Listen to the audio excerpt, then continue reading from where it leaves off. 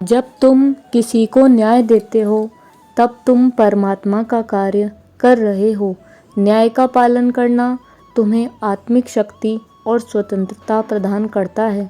भगवान कहते हैं, कर्म करो, फल की चिंता मत करो। जीवन में समर्पण और कर्म योग के माध्यम से आप उच्चतम सफलता प्राप्त करेंगे। आपके कर्म आपके द्वारा नहीं बनते, बल्कि आपकी आस्था के आधार पर बनते हैं। जो भी कर्म तुम प्रेम से करो वह आपको मुक्ति की ओर ले जाते हैं।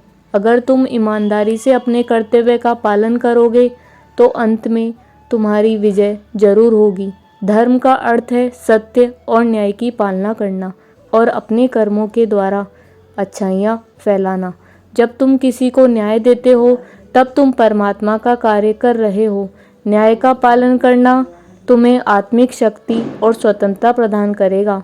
मीठी आपकी बातें सुनते रहने को जी चाहता है।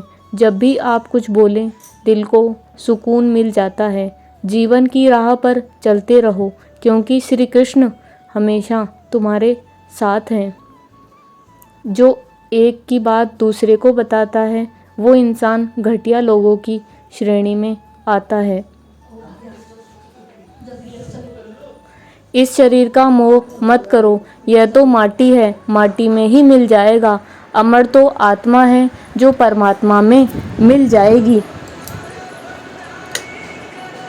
पृथ्वी, जल, अग्नि, वायु, आकाश, मन, बुद्धि और अहंकार ये मेरी प्रकृति के हैं।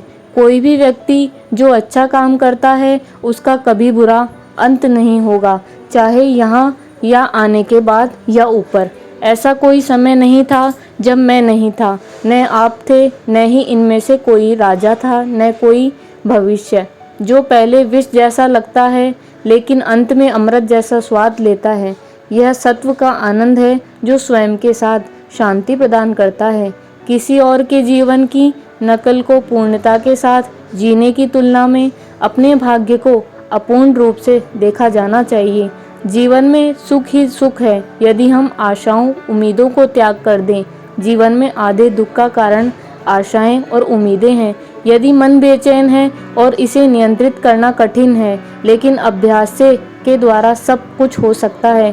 तू करता वही है जो तू चाहता है, फिर होता वही है जो मैं चाहता हूँ। तू वही कर जो मैं चाहता हूँ, फिर देख होगा वही जो तू चाहता है। जिस व्यक्ति को कोई लगाव नहीं है वह वास्तव में दूसरों के से प्यार कर सकता है। बुरे कर्म करने नहीं पड़ते, हो जाते हैं, और अच्छे कर्म होते नहीं, करने पड़ते हैं, ताकि हम अच्छाई फैला सकें। बहुत विनम्रता चाहिए रिश्तों को निभाने के लिए। छल कपट से तो सिर्फ महाभारत हमारे यहाँ रची जाती थी।